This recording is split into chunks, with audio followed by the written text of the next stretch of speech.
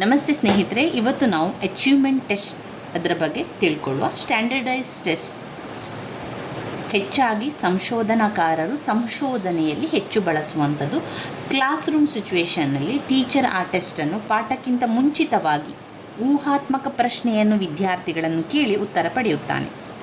ಈ ಉತ್ತರದಲ್ಲಿ ಯಾವ ಕೊರತೆ ಇದೆ, ವಾಕ್ಯಗಳು, ಸರಿ ಉತ್ತರ, ತಪ್ಪು ಉತ್ತರ ಇವೆಲ್ಲವನ್ನು ಗಮನಿಸಿ ಉತ್ತಮ ಉತ್ತರ ಪಡೆಯಬೇಕಾಗಿರುವಂಥದ್ದು. ಈಗ ಪ್ರಬಂಧ ಮಾದರಿಯ ಪರೀಕ್ಷೆ ಕೆಲವೊಂದು ದೃಷ್ಟಿಯಿಂದ ಮಾತ್ರ ಈ ರೀತಿಯ ಪರೀಕ್ಷೆ ಸೂಕ್ತವಾಗಿರುವಂಥದ್ದು. ಇದೊಂದು ರೀತಿಯ ಪ್ರಶ್ನೆಗಳಾಗಿದ್ದು ಪರೀಕ್ಷೆಯಾಗಿದ್ದು, ಈ ಪರೀಕ್ಷೆಯು ವಿದ್ಯಾರ್ಥಿಯು ಚಿಕ್ಕ ಪ್ರಶ್ನೆಗೆ ಯಾವ ರೀತಿ ಉದ್ದವಾದಂತಹ ಉತ್ತರವನ್ನು ಕೊಡುತ್ತಾನೆ ಎನ್ನುವಂಥದ್ದನ್ನು ವ್ಯವಸ್ಥಿತವಾಗಿ ಉತ್ತರವನ್ನು ಸಂಘಟಿಸುತ್ತಾನೆ. ಇದು ಪ್ರಬಂಧ ಮಾದರಿಯ ಪರೀಕ್ಷೆ. ಪ್ರಬಂಧ ಮಾದರಿಯ ಪರೀಕ್ಷೆಯ ಗುಣಗಳು ಅಂತ ಹೇಳಿದರೆ, ಪ್ರಬಂಧ ಮಾದರಿಯ ಪರೀಕ್ಷೆಯಲ್ಲಿ ವಿದ್ಯಾರ್ಥಿ ಉತ್ತರ ಬರೆಯಲು ಸ್ವಂತ ಆಲೋಚನೆಯನ್ನು ಮಾಡಿ ಅವನು ಆ ಮೂಲಕ ತನ್ನ ಭಾವನೆಯನ್ನು ಆ ಮೂಲಕ ಸ್ವಂತ ಪದವಾಕ್ಯಗಳಲ್ಲಿ ಉತ್ತರಿಸಬೇಕು. ಈ ರೀತಿಯ ಪರೀಕ್ಷೆಯು ಸಮಯವನ್ನು ಹೆಚ್ಚು ತೆಗೆದುಕೊಳ್ಳುತ್ತದೆ, ಯೋಚಿಸಲು ಹೆಚ್ಚು ಸಮಯ ಬೇಕಾಗುತ್ತದೆ, ಹಾಗೆ ಬರೆಯಲು ಕೂಡ ಹೆಚ್ಚು ಸಮಯ ತೆಗೆದುಕೊಳ್ಳುತ್ತದೆ.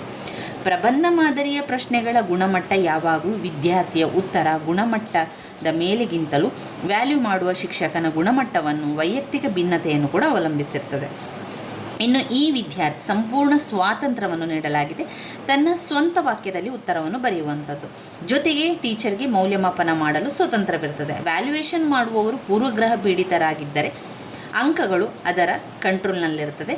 ನೋ ಕ್ವಶನ್ ಕಡಿಮೆ ಇದ್ದು ಕೆಲವು ನಂಬರ್ ಆಫ್ ಕ್ವಶನ್ ಅಲ್ಲಿ ಇವಾಗ ಪ್ರಬಂಧ ಮಾದರಿಯ ಪರೀಕ್ಷೆಗಳು ದೊಡ್ಡದಾದ ಉತ್ತರವನ್ನು ಬರೀಲಿಕ್ಕೆ ಇರೋದ್ರಿಂದ ಪ್ರಶ್ನೆಗಳು ಕೂಡ ಕಡಿಮೆ ಇರ್ತದೆ.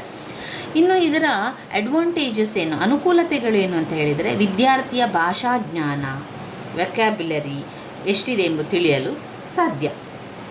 ವಿದ್ಯಾರ್ಥಿಗೆ ಅನುಕೂಲಕರವಾಗಿದೆ ಮತ್ತು ಕಡಿಮೆ ಪಾಠಗಳನ್ನು ಓದಲಿಕ್ಕೆ ಸಹಕಾರಿಯಾಗಿದೆ. ಇನ್ನು ಶಿಕ್ಷಕರಿಗೆ ಪ್ರಶ್ನೆಗಳನ್ನು ಮಾಡಲು ಕಡಿಮೆ ಅವಧಿ ತೆಗೆದುಕೊಳ್ಳುತ್ತದೆ, ಹೆಚ್ಚು ಉಪಯೋಗ ಆಗ್ತದೆ. ಬರವಣಿಗೆಯ ಕೌಶಲ್ಯ ತಿಳಿಸ್ತದೆ. ಪ್ರಬಂಧ ಮಾದರಿಯ ಪರೀಕ್ಷೆ ಇರುವಂಥದ್ದು ಬರವಣಿಗೆಯ ಕೌಶಲ್ಯವನ್ನು ತಿಳಿಯಲು ತುಂಬಾ ಸಹಕಾರಿಯಾಗಿರ್ತದೆ. ಮಕ್ಕಳ ಒಂದು ಉತ್ತರ ಸಂಘಟನೆಯಲ್ಲಿ ತಿಳಿಯಲು ಸಹಕಾರಿಯಾಗಿದೆ. ಎಷ್ಟರ ಮಟ್ಟಿಗೆ ವಿದ್ಯಾರ್ಥಿಯು ಪ್ರಶ್ನೆಯನ್ನು ಅರ್ಥಗ್ರಹಿಕೆಯನ್ನು ಮಾಡಿಕೊಂಡಿದ್ದಾನೆ ಎಂದು ತಿಳಿದುಕೊಳ್ಳಲು ಕೂಡ ಸಹಕಾರಿಯಾಗಿದೆ. ಇನ್ನು ಈ ಒಂದು ಅಚೀವ್ಮೆಂಟ್ ಟೆಸ್ಟನ್ನು ನಾವು ನೋಡಿದರೆ ಸೃಜನಶೀಲತೆ ಅಂತ ಬರ್ತದೆ. ಇನ್ನು ನೋಡಿ, ಸೃಜನಶೀಲತೆ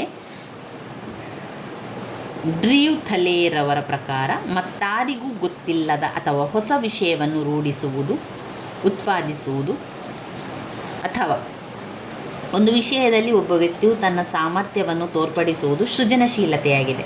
ಹೊಸ ಅರ್ಥಗಳನ್ನು ಕಂಡುಹಿಡಿಯುವುದು, ಹೊಸ ರೀತಿಯಲ್ಲಿ ಸಮಸ್ಯೆಯನ್ನು ಬಿಡಿಸುವುದು ಸಾಮರ್ಥ್ಯವೇ ಸೃಜನಶೀಲತೆ.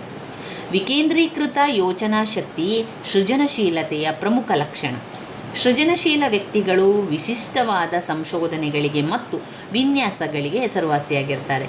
ಸೃಜನಶೀಲ ವ್ಯಕ್ತಿಗಳ ಲಕ್ಷಣಗಳು. ಸೃಜನಶೀಲತೆಯ ಬಗ್ಗೆ ಅನೇಕ ಸಲ ಪ್ರಶ್ನೆಗಳು ಬಂದಿರುವಂಥದ್ದು ಕಾಣ್ಬೋದು ನಮಗೆ. ಇದರಲ್ಲಿ ಏನೆಲ್ಲ ವಿಚಾರಗಳು ಬರ್ತದೆ, ಯಾವ ವಿಷಯಗಳು ಅದರಲ್ಲಿ ಒಳಗೊಂಡಿದೆ ಎನ್ನುವಂಥದ್ದನ್ನು ನಾವಿಲ್ಲಿ ನೋಡ್ತಾ ಹೋಗುವ. ವಿವಿಧ ಸಮಸ್ಯೆಗಳ ಬಗ್ಗೆ ಸ್ವಯಂ ಆಲೋಚನೆ ಮಾಡುತ್ತಾನೆ.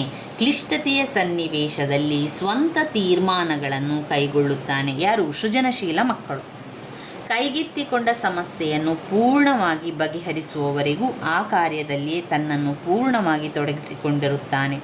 ಯಾವುದೇ ಸಮಸ್ಯೆಗೆ ಮಾಮೂಲು ರೀತಿಯ ಪರಿಹಾರವನ್ನು ಒಪ್ಪದೆ ಹೊಸ ರೀತಿಯ ಪರಿಹಾರ ನೀಡಲೆತ್ನಿಸುತ್ತಾನೆ.